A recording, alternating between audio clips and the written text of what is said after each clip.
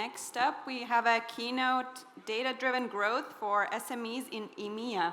Yes, so we're going to talk a bit about scaling in the SME in diverse EMEA region. That requires a bit more than just ambition, right? It demands a data-driven strategy. And this session dives into how SMEs can leverage performance tracking, market expansion frameworks, and smart resource allocation to actually accelerate that sustainable growth. So let's welcome on stage Raph Crouan, Managing Director, Tech Europe of Orrick.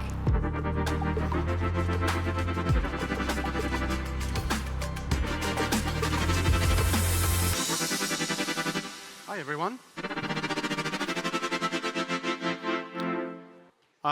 Very happy to be here. It's a tough name to say, right? Raph Crouan. It's a French name for those who were wondering. So you had a lot of text in the previous presentation. Well, guess what? You're going to have another presentation with a lot of text in this. But bear with me. The reason for this is I spent 15 years at Apple. I used to have slides with 2 graphics on them. And then I changed. I'm still in the corporate, but working for an American law firm. And of course, they have a lot of slides. And of course, they had a lot of words. So you're going to have to stay with me. But the good news is you can get those slides by taking photos, and you get all the information that you need in there, right? So what we're talking about is the growth strategy, right? One of the things I wanted to make sure is you got some of the key ideas behind how to help your company, small and medium, to grow in our region. Europe is pretty specific. There's a lot to look at. There's a lot of differences and diversity across the board. And so I wanted to make sure that we go over a few of the key things. The logo on the left side, on the right side of the slide is the name of the company I'm working for. As you can see, I have that classic Patagonia thing. Orrick is an American law firm. We're based in Silicon Valley, but we happen to be the #1 tech law firm in Europe, and so we cover about 30% of the market. So what you're going to see is a direct result of what we see today on the market. So that's the objective. You basically want to make sure you have an understanding of 4 different areas, the key themes: the growth strategy, the performance metrics, what do you need to look at, how to track, and what kind of system you can use, and then how to allocate the right resources so you can actually go about growing your company. So let's start with the growth plan. 3 things. Well, there's no transition. Everything is on the slide, so you can read as much as I do. Growth, first of all, the vision, then the market positioning, and then the growth strategy, the strategy itself, right? So on the first one, the vision and goals, there's always, and some of the things you'll see will seem quite straightforward and usual for you, but bear in mind, you need to think about those things step by step. So the first one is short, medium-term, and long-term objectives, which means a lot of different things, but you need to set those up if you want to be in the right mindset to grow your company. Most of the people in a startup world think short-term first, because they have lack of resources, lack of understanding of the market, lack of teams, and then you very quickly grow your company. That's what you can hope for, and then you end up in a medium short term, but you haven't think about it. You haven't really went through the process, and then you're stuck. So think ahead. Try to look a little bit more ahead of the very short term. The second thing is expansion. Europe is a big territory. Some would say it's one of the biggest market.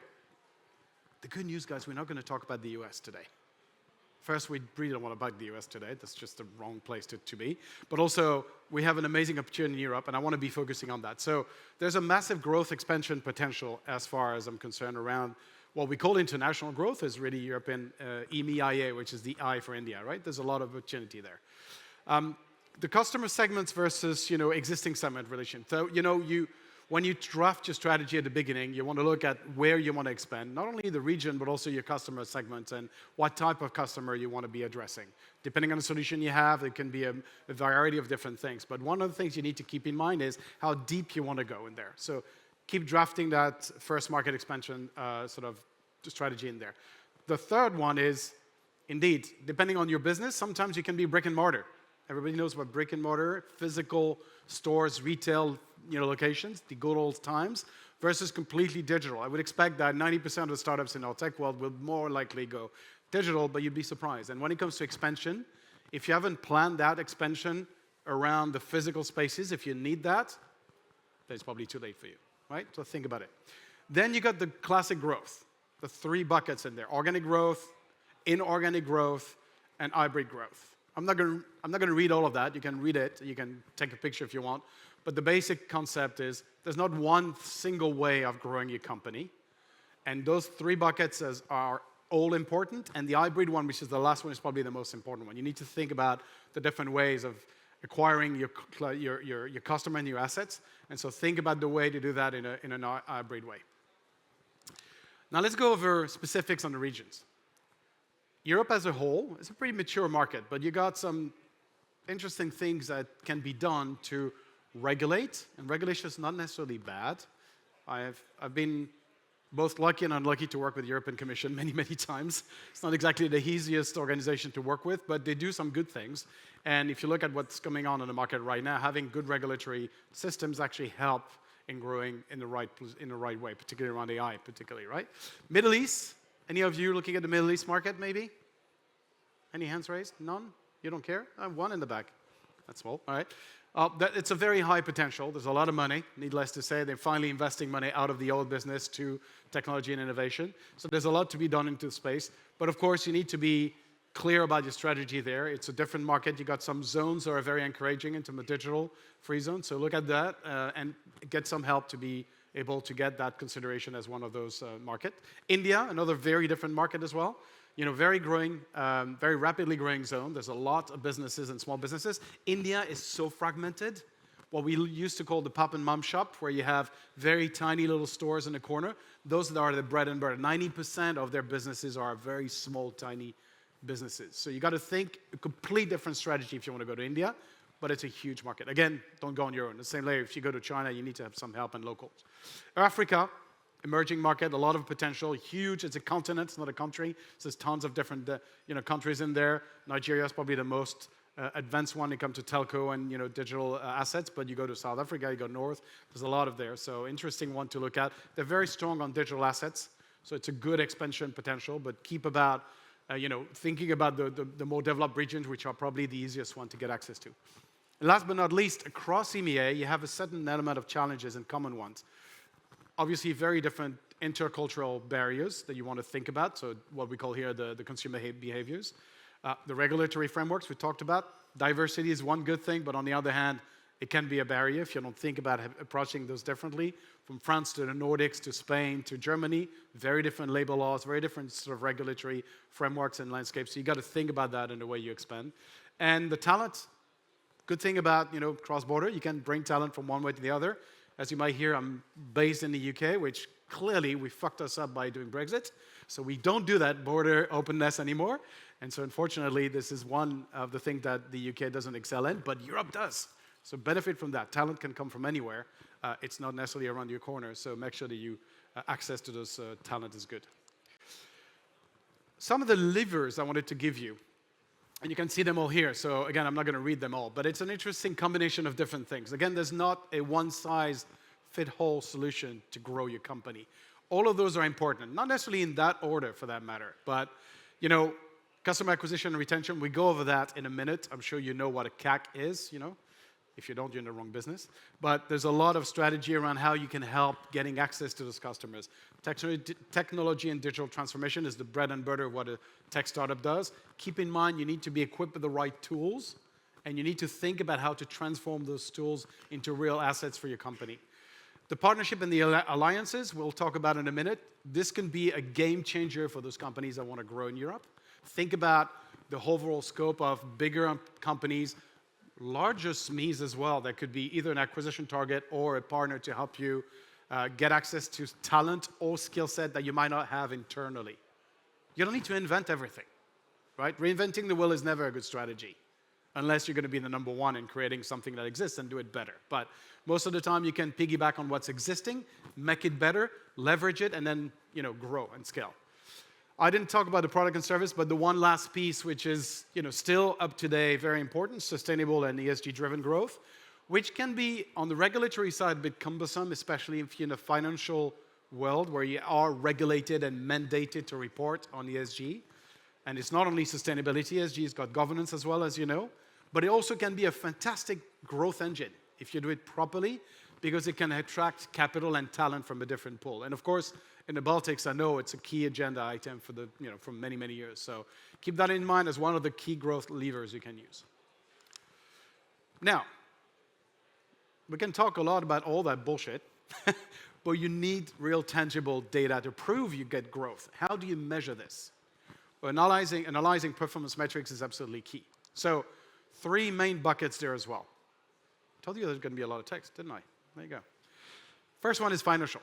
Pretty obvious, right? So a couple of different key KPIs in there. The first one, the revenue, obviously, the profitability. I hope you guys know those are 2 different things, right? They're not the same at all. Keep a look in that. The LTV, long-term value of your customer, how much revenue you're going to get from a customer over the lifetime of your company. Not just the first sort of check they're paying you. How about the lifetime of your company, how much you think you're going to make with that existing customer. The CAC, as we talked about, how much does it cost to acquire a client? Your unique selling proposition is depending on how many, how little the CAC is to you. Because acquiring a customer can be extremely expensive. If you got the revenue to back it up, it's great. If you don't, the balance is screwed. So think about your CAC. It's important to have. And of course, your cash flow management. How much money you have in the bank, how much money can you spend, all those different things.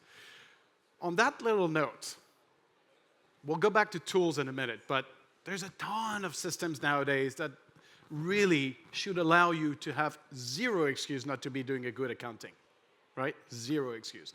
And yet, as I said, we do about 30% of the business in law, and I have so many companies around Europe, and I'm flabbergasted, to use a word I never use anywhere else. That was my word today, flabbergasted. I'm always surprised to see the amount of companies that don't even look at their accountings. They don't even use a system. They don't track anything.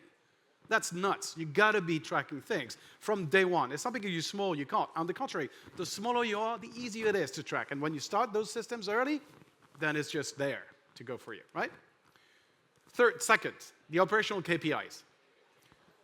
How many of you out there have used their sales conversion rate? How much time do you spend on looking at how much sales I've done? How much I've converted? Obviously, that's one of the obsession of people selling tangible assets, right? But then the churn rate, how many customers you're losing on a regular basis. Hopefully not too much, because then that's a bad ratio to look too much, but you need to know, because then it's a sign that something is going wrong. That's a sign that you need to look and change your model, potentially. Inventory, turnover ratio, all those things are really critical to keep in mind. And again, very easily trackable with all the digital systems we have nowadays. The last one is your market. How do you position yourself in the market? What's your metrics? What are the key KPIs you want to measure to show where you are in the market, how competitive you are? So, your share of the market, is it growing? Is it steady? Is it hopefully not going down? Your brand visibility, how much people know about your brand, how much your customer knows, obviously, but what are the next potential customer aware of? And we'll have an amazing presentation later on brand from one of our friends in the audience that will tell you all about branding, so don't get me for that. But the last piece is how good you engage. How much engagement are you doing? What kind of channels are you using to engage? Are you changing those if you see that the ratios are going down? Again, tracking is everything there. So keep in mind the KPIs, measure those. We talked about financial. I think ratio is a key word here. You want to make sure that on one hand, you control your efficiency. On the other hand, you look at your employees. And those are 2 things that are in parallel. One doesn't go without the other, okay? So how much your business operating cost represents as part of the whole ratio of your spendings. That is another very key metrics. You cannot spend more than you make, obviously, but you also need to be compensating for all the different costs that you have. So operating expense ratio is absolutely critical. And it will grow over time because, of course, your company will do more, will require more expenses.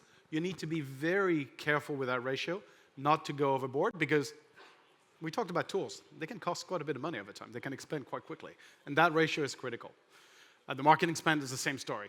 Now, you need to do your break-even analysis to make sure you know how much you're spending. And then the second part, which is everything. In a company, team is everything. The company live, thrive, and grow with that team. You need to make sure that you have an understanding of that team and the growth. And again, it's data-driven.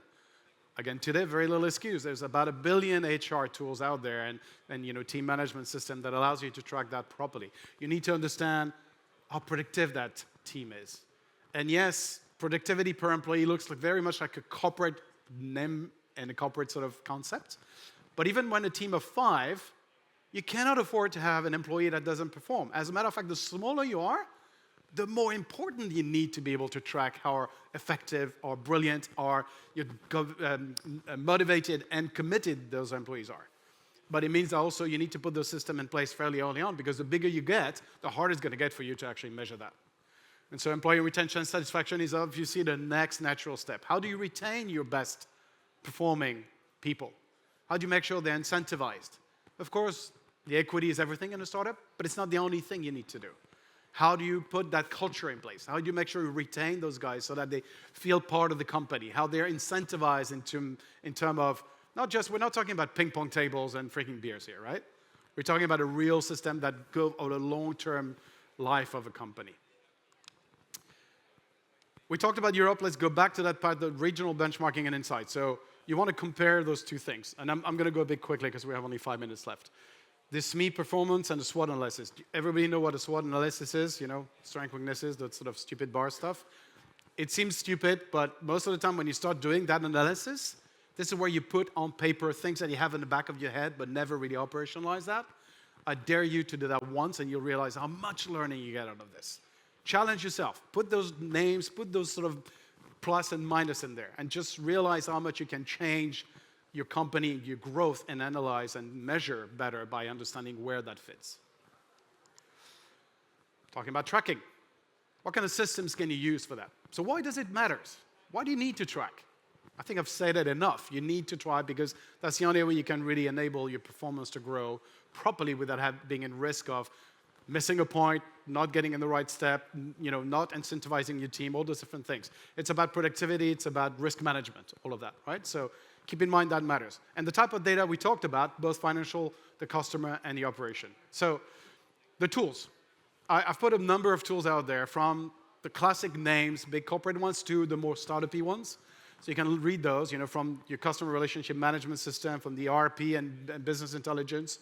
All of those are tools that you should have somehow in your companies. Now, I'm not saying every single tool needs to be used. I'm not saying you need to start with all of them right away. Sometimes you don't necessarily need to go straight away for business intelligence, but it's good to have understanding of your market, obviously, right? And then when you centralize those things, there's a ton of startup tools, medium-sized business tools, and then growth-sized business tools that allow you to centralize dashboard and have a complete view of how your business is performing and get those red dots to be addressed and those green dots to be maintained and grow.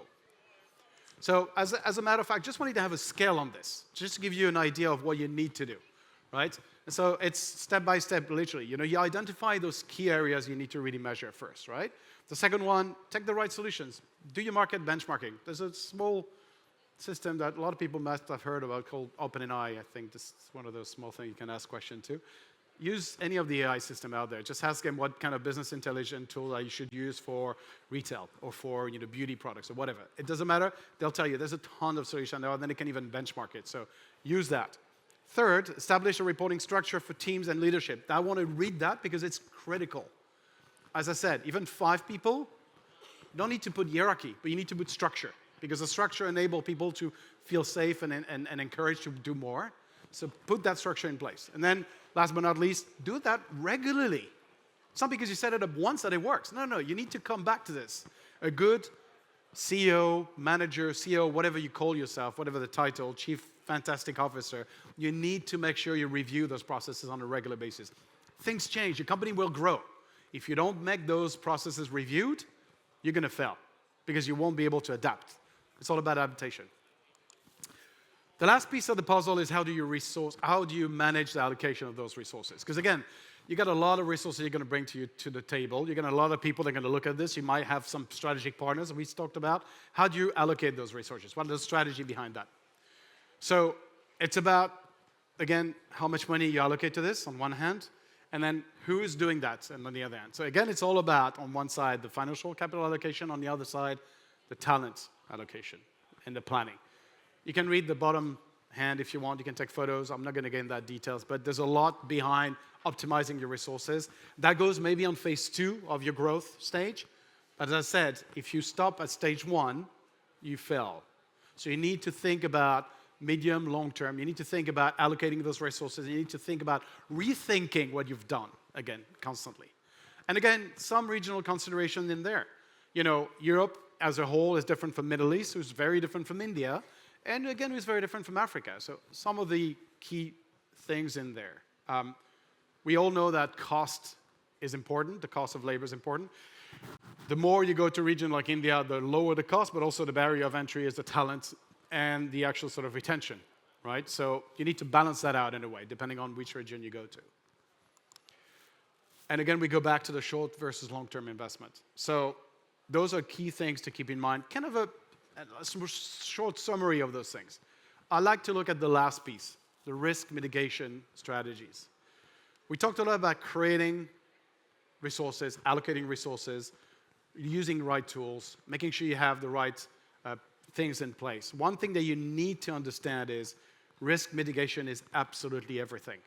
It should be part of your everyday thinking. You need to feel that your company is growing in a way that is not going to be risking the future of your assets position. You need to be thinking how you can allocate the right people in the right place, and for that, you need to mitigate that risk. And there's always going to be barriers you haven't seen coming. There's always going to be pitfalls you didn't see. You can fall off on that stage and suddenly break your arms. You didn't see that coming. Well, you need to sort of try to plan for those mitigations, to try to plan for those particular risks. So diversify, have different scenarios. Think particularly when you go to different regions, think about it, right? If you want to expand, if you're local and you just expand different regions, there's always risk to mitigate. So in conclusion, because my time is out, 3 key takeaways. Small businesses in the region must align growth strategies with regional market dynamics. When you grow, you need to think about the market in many different ways. The second one, tracking. Tools are here. No excuses. You need to track every single point of data you can get to be sure that your decision-making process is backed up by real, tangible expansion data. Third, it's about balancing that resource allocation.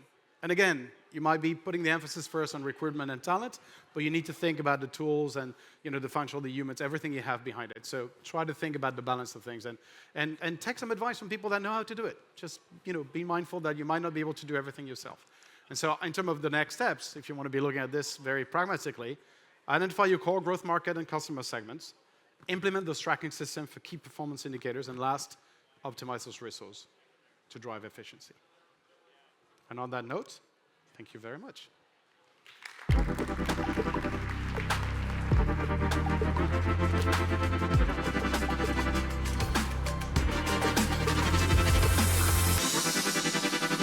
Thank you so much, Raph. I hope that you've taken notes. He has a lot of information and knowledge about this. Feel free to grab him later on if you have more questions or reach out to him.